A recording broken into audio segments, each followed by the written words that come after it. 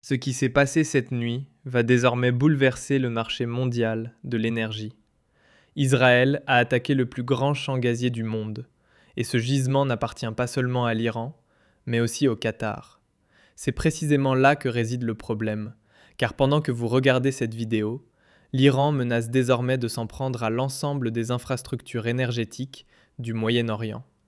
Le monde entier pourrait alors faire face à un véritable choc énergétique. Dans le même temps, le gouvernement américain a officiellement annoncé que la situation à bord du porte-avions américain Ford est devenue si critique qu'il doit être retiré de la zone de combat.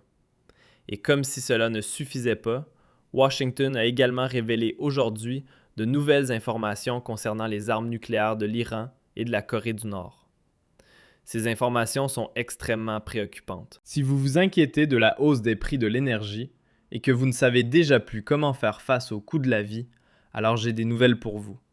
Cette nuit, Israël a attaqué le champ gazier de Hausp, mettant en flamme le plus grand gisement de gaz au monde.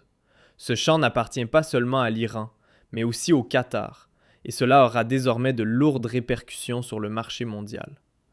Alerte!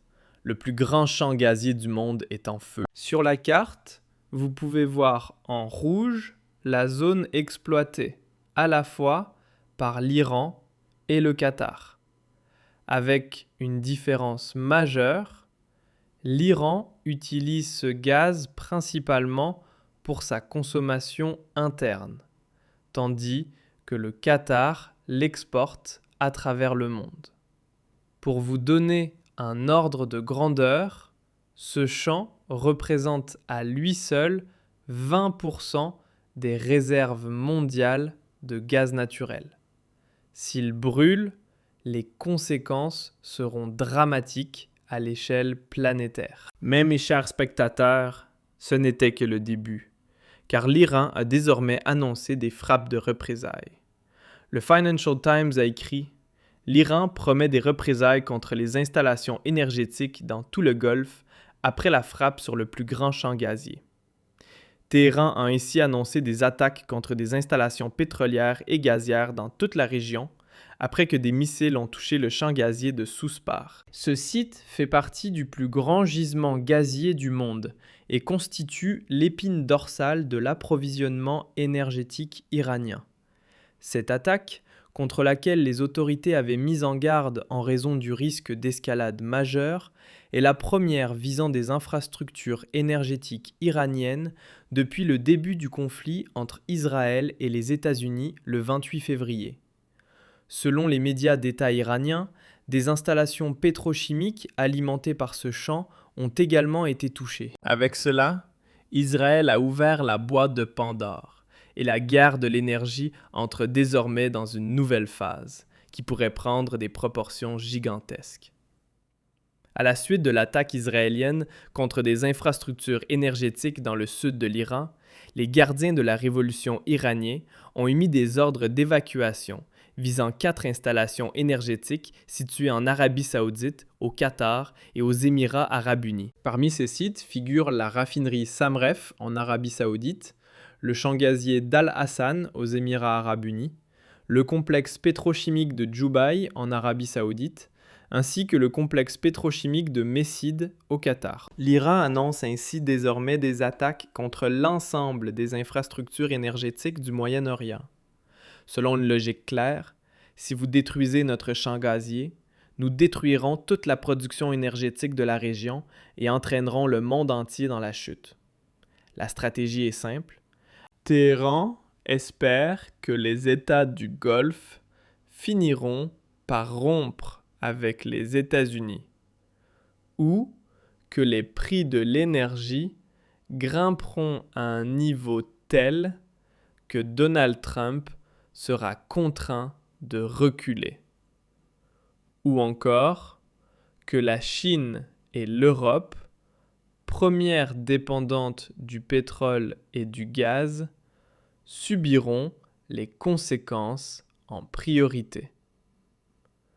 Quoi qu'il en soit, les répercussions sur l'économie mondiale seront massives et leurs effets les plus graves pourraient se faire sentir très clairement dans les jours ou les semaines à venir. C'est dans ce contexte que des journalistes ont déjà demandé à Donald Trump s'il n'avait pas peur d'un nouveau Vietnam, un conflit interminable. Il a répondu très clairement non.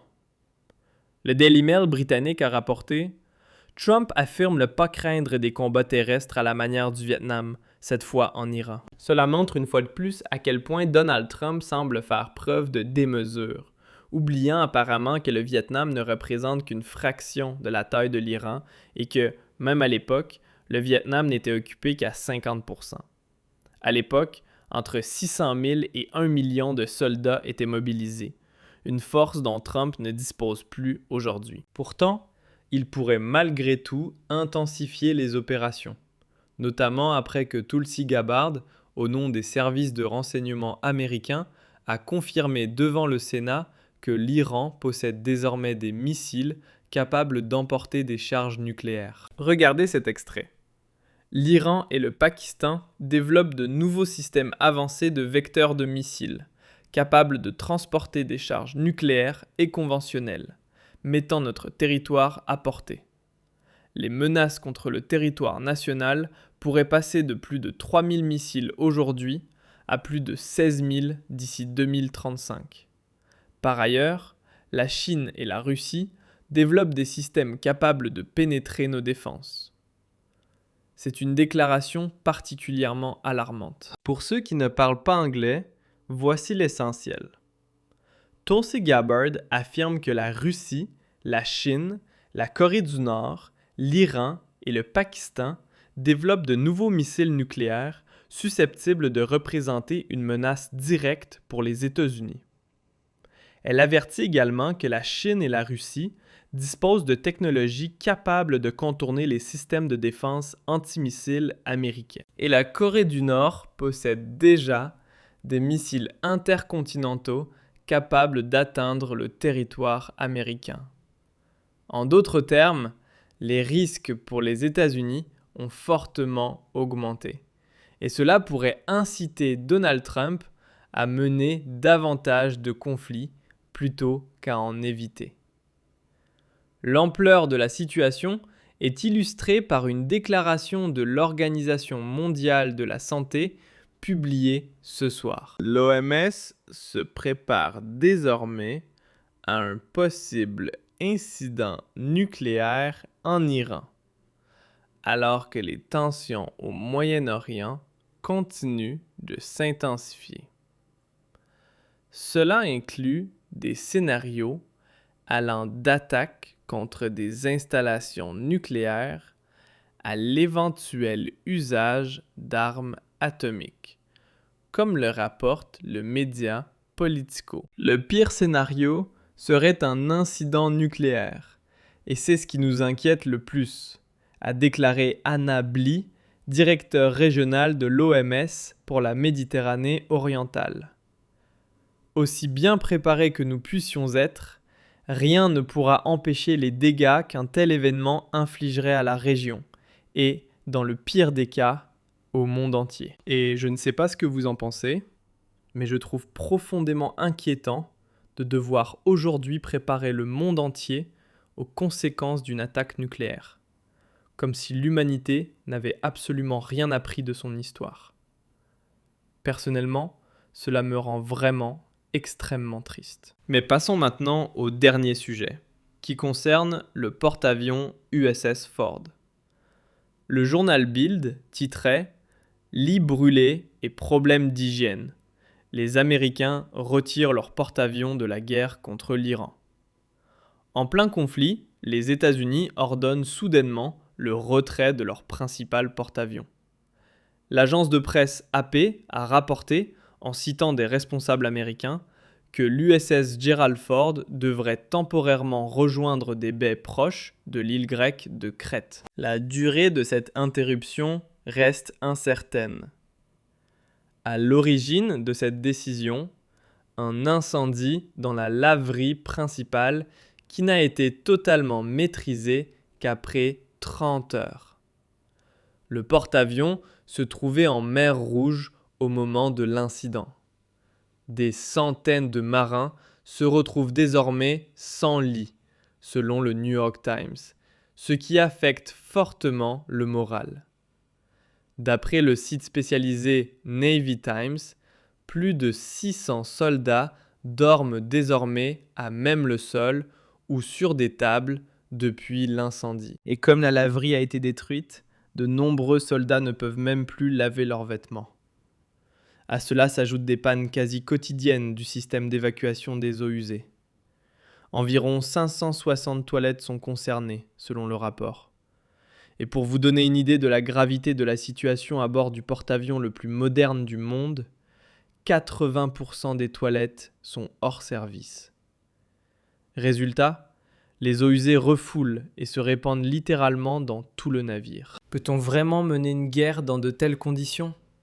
D'autant plus que ce problème de sanitaire est connu depuis longtemps, puisqu'il s'agit d'un défaut de conception du porte-avions lui-même. Mais désormais, il semble que la décision de retrait ait été prise, après que la moitié du porte-avions a été endommagée par le feu et que 600 soldats se retrouvent sans lit pour dormir. Le navire quitte donc la zone de guerre en direction de la Crète afin de tenter de résoudre ces problèmes. Et cela représente une véritable humiliation pour Donald Trump. Et si jamais il s'avère que l'incendie a été provoqué volontairement par des membres de l'équipage qui souhaitent rentrer chez eux, alors la situation atteindra un tout autre niveau. C'est pourquoi, pour conclure, je voudrais dire ceci. Nous nous trouvons actuellement à un moment où l'attaque d'un seul champ gazier peut non seulement provoquer une escalade militaire, mais aussi ébranler l'ensemble de l'économie mondiale. Alors, quelle est votre analyse de la situation? Pensez-vous que l'Iran ira jusqu'à attaquer les installations énergétiques dans tout le Golfe, déclenchant ainsi une réaction en chaîne catastrophique? Oui ou non? N'hésitez pas à partager votre avis en commentaire et à vous abonner à la chaîne si vous souhaitez comprendre ce qui se passe réellement, car cette histoire est loin d'être terminée.